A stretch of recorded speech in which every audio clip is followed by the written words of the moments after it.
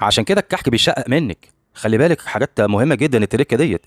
ولما بيخش الفرن ويطلع مستوي، بيطلع الرسمه بتاعته مش باينه نهائي. تركات مهمه. بسم الله الرحمن الرحيم. النهارده هنعمل كحك العيد. انا هعمل كيلو كحك يا جماعه. هستخدم 550 جرام من السمنه. السمنه تكون طالعه من الثلاجه ساقعه. هضيف عليها 60 جرام من السكر البودره، يعني معلقتين ونص كبار سكر. المقصود بالمعلقه الكبيره اللي هي المعلقه بتاعه الرز. هضربهم بالمضرب الكهربائي لحد لما يتحولوا للون الكريمي، يبقى لونها فاتح جدا. يا سلام لو استخدمت سمنه بلدي، يعني يبقى الكحك دخل معاكي في حته تانيه خالص. كيلو دقيق يا جماعه انا هنخله، لازم يبقى منخول. بعد ما انخل الدقيق، إيه الاضافات بتاعتنا بقى؟ نخلي بالنا حاجات مهمه جدا. نص معلقه صغيره اللي هي معلقه السكر، ايه، بيكنج باودر. خلاص، ما نكترش في البيكنج باودر، ده هي نص معلقه الصغيره، ونص معلقه من الخميره. يبقى هو ده السبب اللي بيخلي الكحكايه الرسمه بتاعتها تروح. انا مش عايز الكحكايه تنفش وتنتفخ، ده غلط. خلاص كده يبقى عرفتي السبب. ورشه الملح، هو ده اللي بيخلي الكحكايه ايه، رسمتها تروح. نقلب الخليط ده كله مع بعضه. هنحط 3 معالق من السمسم الكبار. تمام. وارجع اقلب كله مع بعضه كده. ما يبقاش فاضل لي غير ايه، معلقه صغيره من ريحه الكحك. ريحه الكحك ما نكترش منها عشان ما يمررش مننا الكحك. انا هحشي هنا يا جماعه بملبن، وهحشي بعين جمل. تحشي انت بعجميه، تحشي تعمليها ساده، اللي على راحتك. خدت المواد الجافه كلها، هحطها على السمنه بتاعتي.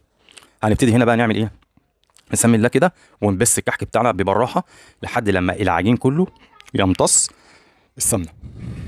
زي ما انتم شايفين بالمنظر ده. انا هعدي على 3 مراحل. المرحله الاولى اللي هي تحس ان العجين في ايديك عامل زي الرمل كده، زي ما انتم شايفين كده.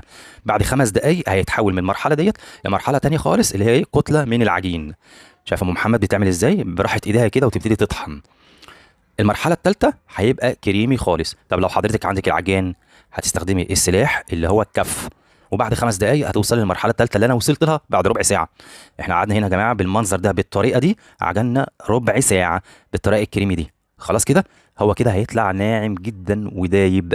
طيب هلم العجينه بايه؟ نص كوب ميه دافيه.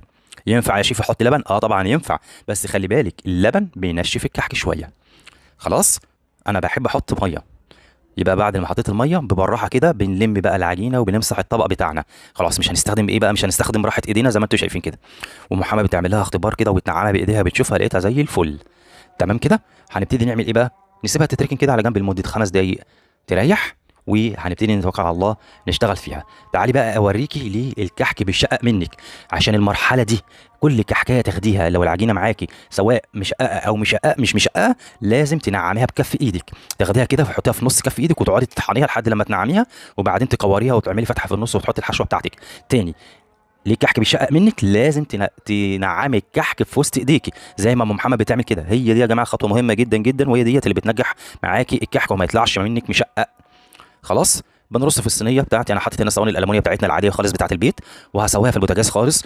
البوتاجاز العادي يعني بتاعنا في الرف الوسطاني، درجه حراره 200. قعد في البوتاجاز بتاعي دوت 200، على درجه حراره 200. قعد قد ايه؟ حوالي 25 دقيقه. ممكن انت الفرن بتاعك يبقى اسرع مني، انت تراقبيه بعينيكي. هو بيبقى من فوق ما بيبقاش غامق، بيبقى فاتح. ومن تحت زي ما انتم شفتوا بالمنظر ده لما وريته لكم، ده كان الشكل النهائي بتاعه. حاجه يعني دايبه جميل جدا جدا زي ما هوريكم دلوقتي. يعني انا الكحكايه والله بطحنها بصباع ايديا كده. بص منظرها، بص اللهم صل على النبي، جميل جدا. بص عامل ايه، بصباع ايديا كده الصغير دايب. مش هيفضل غير ايه، الحشو اللي في النص. يبقى انت عرفت ليه الكحك بيشقق منك، وعرفت ليه الرسمه بتروح منك. ما نكترش في البيكنج باودر ولا نكتر في الخميره.